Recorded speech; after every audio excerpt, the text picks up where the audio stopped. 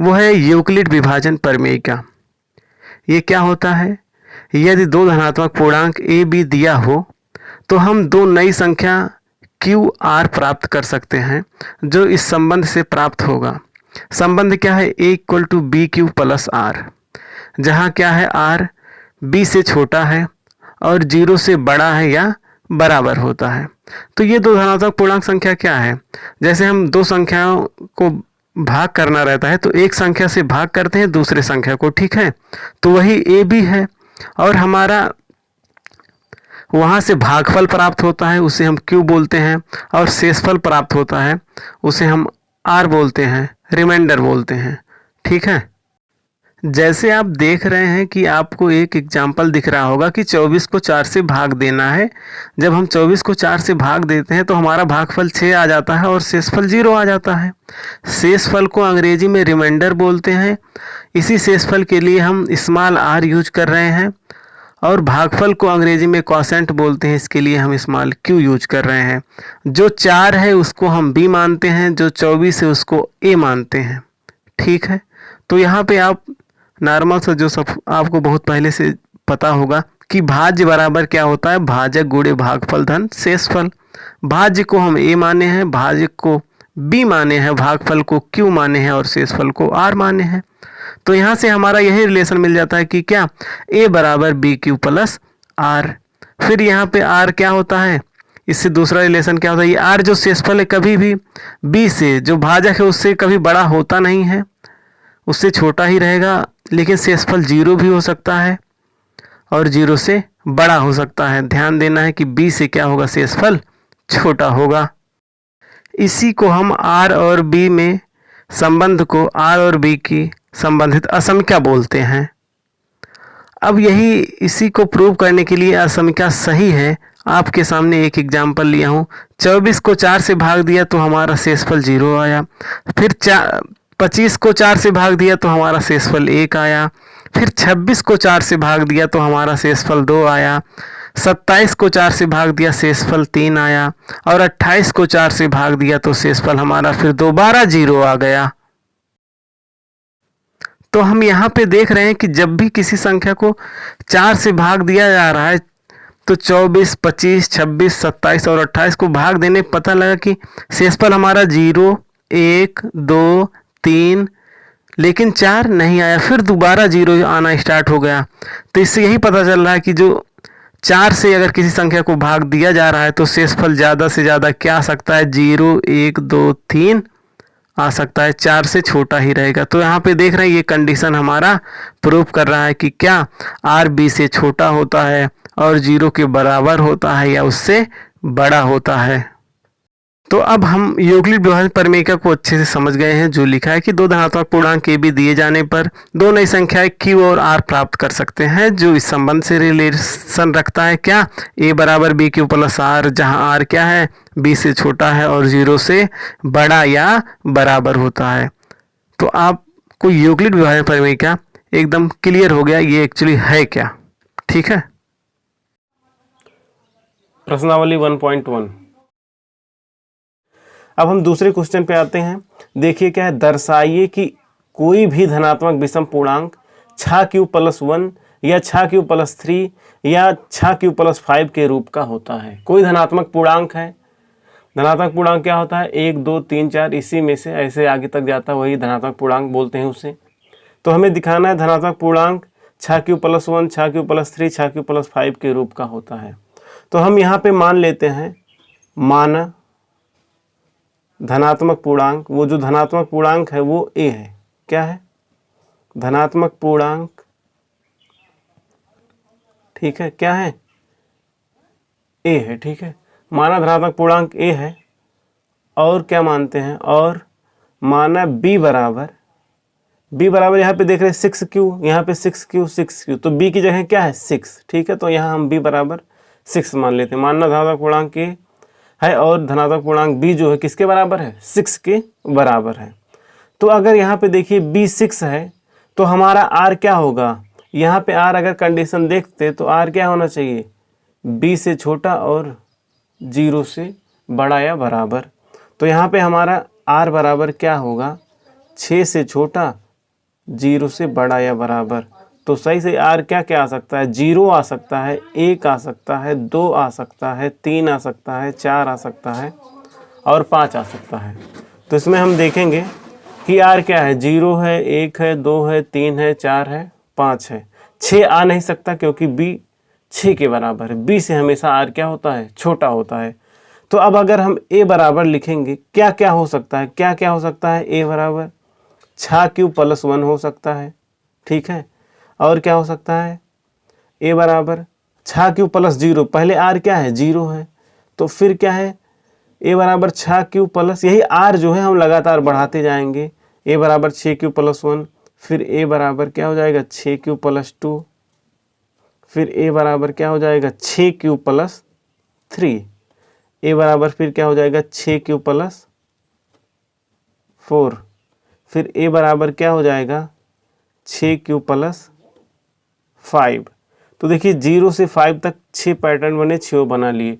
अब हमें इसी को दिखाना है कि क्या किस फॉर्म में है। तो अगर हम इसको ऊपर वाला देखेंगे तो ये किस फॉर्म का है, 6q का फॉर्म है। यहाँ पे देखेंगे 6q+1 है, ठीक है। अब अगर यहाँ देखेंगे 6q+2 है, ठीक है, तीसरे में 6q+2 है, ठीक है। और क्या है, 6q+3 है, ये क्या है, 6q+4 है, और ये क्या है, 6q+5 है, ठीक है। तो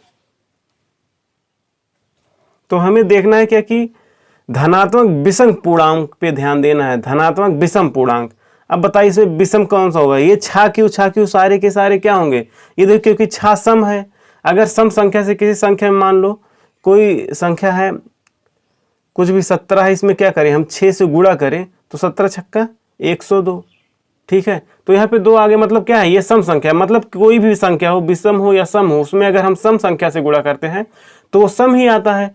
तो हमें क्या देखना है कि धनात्मक विषम पूर्णांक, ठीक है, क्या धनात्मक विषम पूर्णांक जो है 6q, देखिए तो यहाँ पे ये क्या है, ये धनात्मक पूर्णांक है, लेकिन विषम कौन सा होगा, देखो ये क्योंकि 6q+1 में होगा तो यही क्या होगा, 6q+1, यही तो विषम होगा। और यदि 6q+2 है, ये भी सम हो जाएगा। 6q+3 ये भी क्या होगा, क्योंकि ये 6q क्या होगा, सम, और इसमें 3 जोड़ रहे हैं तो ये भी क्या होगा, क्योंकि विषम संख्या जोड़ रहे हैं तो ये विषम होगा। और इसी तरीके से यहाँ पे 4 जोड़ेंगे तो ये भी सम हो जाएगा, लेकिन ये क्या होगा, 6q+5। तो यहाँ से तीनों को देखने से पता लग रहा है कि कोई धनात्मक विषम पूर्णांक किस रूप में लिखा जा सकता है, 6q+1, 6q+3 और 6q+5 के रूप में लिखा जा सकता है। तो ये हमारा इससे प्रूव होता है कि क्या कोई धनात्मक विषम पूर्णांक 6q+1, 6q+3, 6q+5 के रूप में लिखा जा सकता है, ठीक है। अब चौथा देखना, यूक्लिड विभाजन प्रमेय का प्रयोग करके दर्शाइए कि किसी धनात्मक पूर्णांक का वर्ग किसी पूर्णांक m के लिए 3m या 3m+1 के रूप का होता है। क्या है, किसी धनात्मक पूर्णांक का वर्ग, क्या करना है, किसी धनात्मक पूर्णांक का वर्ग देखना है। तो यहाँ पे 3m है, 3m है। अभी फिर मान लेते हैं हम क्या, वो धनात्मक पूर्णांक a है, ठीक है, वो धनात्मक पूर्णांक a है। और b जो मान ले रहे हैं, b किसके बराबर है, 3 के बराबर है। क्या धनात्मक पूर्णांक a माने और b बराबर क्या मान लिए हैं, 3। अब फिर हम यहाँ से अब बताइए b 3 है तो r क्या क्या होगा, 3 से छोटा होगा, 0 होगा, 1 होगा, 2 होगा, ठीक है। तो हम यहाँ से क्या लिखेंगे, a बराबर 3q+0, क्या होगा, a बराबर 3q+1, a बराबर 3q+2, ये तो हमारा होगा, ठीक है। अब हमें करना क्या है कि कह रहा है कि धनात्मक पूर्णांक का वर्ग, इसका क्या करना है, वर्ग, ये पहले हम लिख लेंगे, फिर इसका क्या करेंगे, वर्ग। तो पहले का जब वर्ग करेंगे क्या हो जाएगा, 9, 3 3 जा 9q², फिर यहाँ से इसका वर्ग a², इस साइड a² हो जाएगा, इसका जब पूरे का वर्ग करेंगे a+b का वर्ग हो जाएगा तो क्या होगा, a² मतलब 9 जा 9q², फिर +b², 1 का स्क्वायर करेंगे तो 1 ही आएगा, +2ab, 2 × a × b, तो क्या हो जाएगा 6q। क्या है, यहाँ से कॉमन लेंगे तो 3 अगर कॉमन लिए इसमें क्या होगा, 3q² प्लस 3 यहाँ से कॉमन लिए 2q आएगा, ठीक है। 3 कॉमन लिए तो 2q आएगा, क्या 3q² +2 क्यूब, अब यहाँ पे क्या है +1, ठीक है। तो अगर हम यहाँ देखेंगे ध्यान से, यहाँ देखेंगे तो यहाँ पे 3 है और ये पूरा अगर मान लो m है तो 3m + 1 का रूप हो गया। इसे देख लेंगे, अगर इसे क्या लिख सकते हैं 3 × 3q²। फिर यहाँ पे देखेंगे क्या है 3m का रूप है। अब ये तीसरे वाले का अगर हम वर्ग करेंगे यहाँ पे तो यहाँ से क्या होगा a² = 3q² है, क्या इसका हो जाएगा 9q² a² + 2 है ना, 2 का स्क्वायर क्या होगा 4 + 2ab 2 2 जा 4 3 जा मतलब 12q आ जाएगा। फिर इसमें और इसमें अगर हम लोग ठीक है, इसमें और इसमें हम लोग क्या कर लें कॉमा ले ले, ठीक है। क्या कर लें, हमें क्या दिखाना है, क्या करना है, पूर्णांक m के लिए 3m और 3m + 1 के रूप का होता है। यहाँ पे भी अगर हम लोग कॉमन लेंगे तो यहाँ हमारा क्या बचेगा, यहाँ से 3 कॉमन ले लिए तो 3 कॉमन ले लिए तो यहाँ से बचेगा 3q² + 3 कॉमन लेंगे तो क्या हो जाएगा 4q और यहाँ पे बच जाएगा 4। तो हमें दो ही दिखाना था, क्या 3m और 3m + 1 के रूप में होता। तो ये देखिए पहला हमारा क्या आ गया था 3m, दूसरा क्या आ गया है 3m + 1 का रूप है। तो यही हम ऐसे ही लगाएंगे, ठीक है। ये दिखा देंगे, वर्ग करेंगे और इसे थोड़ा सा एडजस्ट करके क्या करेंगे दिखा देंगे कि ये 3m है और ये 3m + 1 का रूप है, ठीक। पांचवा क्या है, यूक्लिड विभाजन प्रमेयिका का प्रयोग करके दर्शाइए कि किसी धनात्मक पूर्णांक का घन 9m + 1 या 9m + 8 के रूप का होता है, ठीक है। हमें ये दिखाना है। तो फिर यहाँ पे क्या करना है, दर्शाए किसी धनात्मक पूर्णांक का घन करना है। पिछली बार वर्ग करना था, इस बार घन करना है। फिर यहाँ पे हम लोग मान लेंगे क्या, माना धनात्मक पूर्णांक a है और b बराबर क्या मान लेंगे 9 मान लेंगे। अब जब b माने हैं 9 तो r बराबर हम लोग का क्या आएगा 0 1 2 3 4 5 6 7 8। तो हम यहाँ पे पहला a बराबर लिखेंगे क्या 9q, यहाँ पे +0 होगा। दूसरा क्या लिखेंगे 9q + 1। तीसरा क्या लिखेंगे a बराबर 9q + 2। तीसरा क्या, चौथा लिखेंगे 9q + 3। फिर क्या लिखेंगे 9q + 4। इसी तरीके से लिखेंगे। अब हमें क्या करना है, धनात्मक पूर्णांक का घन देखना है। क्या करना है, ऐसे लास्ट वाला लिखेंगे, क्या होगा 9q + 8 होगा, ठीक है, ये होगा। अब हमें इसका क्या करना है, घन करना है। अगर हम लोग यहीं पे इसका घन कर देते तो क्या होगा 1³ बराबर 9³ का घन।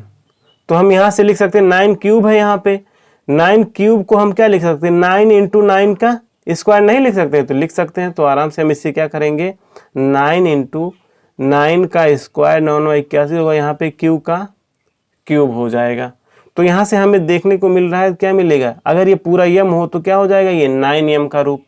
अब फिर अगर इसका हम लोग क्यूब करते हैं यहाँ पे a³ = तो क्या हो जाएगा 9q + 1 का होल क्यूब। तो अब यहाँ फार्मूला लगाएंगे a + b का होल क्यूब का फार्मूला लगाएंगे। क्या होगा a³ मतलब वही 9 × यही लिखेंगे क्योंकि 9 कॉमन लेना है, तो 9² q का क्यूब, a³ हो गया + b³ 1 का क्यूब करेंगे + 3ab, क्या 3 × a की जगह 9q है, इंटू b है 1 है, इंटू a³ मतलब a³ + b³ + 3ab into a + b मतलब यही 9q + 1 हो जाएगा। फिर हमें देख रहे हैं यहाँ भी 9 कॉमन है, यहाँ भी 9 कॉमन है। तो अगर दोनों में इस वाले में और इस वाले में 9 कॉमन ले लेंगे तो हमारा क्या मिल जाएगा, देखिए क्या मिलेगा 9 कॉमन ले लिए तो यहाँ से 9² q के क्यूब, ठीक है। और यहाँ से जब 9 कॉमन लेंगे तो +3, यहाँ से बचेगा q, 1 तो होगा ही नहीं, तो क्या होगा 3q इंटू यहाँ पे लगेगा ये बाहर, अच्छा 3q यहाँ पे है बाहर, तो यहाँ क्या हो जाएगा 3q + 1 होगा। क्या है ये ध्यान देना, ये क्या है 3q + 1 है, ठीक है, यहाँ लिख दे रहा हूँ, ठीक है। ये क्या है 3q + ये 1 है, 3q + 1 है, ठीक है। तो और यहाँ पे क्या जुड़ हमारा बाकी 1, तो +1 हो जाएगा। अब यहाँ भी हम देख सकते हैं क्या हो जाएगा ये पूरा अगर m मान ले तो ये हो गया हमारा 9m + 1 का रूप। अगर हम इसका वर्ग करेंगे, इस वाले का क्यूब कर दे तो क्या होगा a³ बराबर 9 क्यूब प्लस 2 का होल क्यूब।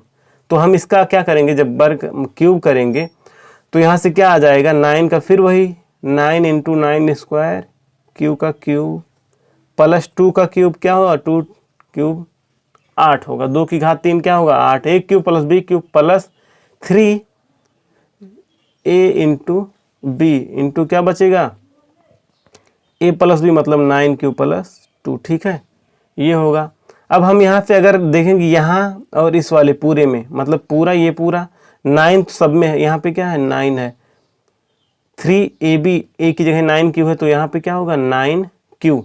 तो यहाँ से 9 अगर कॉमन ले लिए, ये 9 कॉमन ले लो तो यहाँ पे क्या बचेगा 9 स्क्वायर क्यू की पावर क्यूब प्लस यहाँ पे क्या है 9 कॉमन ले लिया, 3 2 जा 6 मतलब 6 क्यू क्या हो जाएगा 9 क्यू प्लस 2। ठीक है, यहाँ पे प्लस 8 है तो क्या कर लेंगे प्लस 8। अगर ये पूरा हम लोग यम मान ले क्या हो जाएगा 9m प्लस 8 हो जाएगा। तो एक फॉर्म ये आया कि 9m प्लस 8, एक क्या है 9m प्लस 1, एक क्या आया है 9m। हम लोग को दिखाना भी क्या था 9m दिखाना था, 9m प्लस 1 आएगा और 9m प्लस 8 आ रहा है। तो हम किसी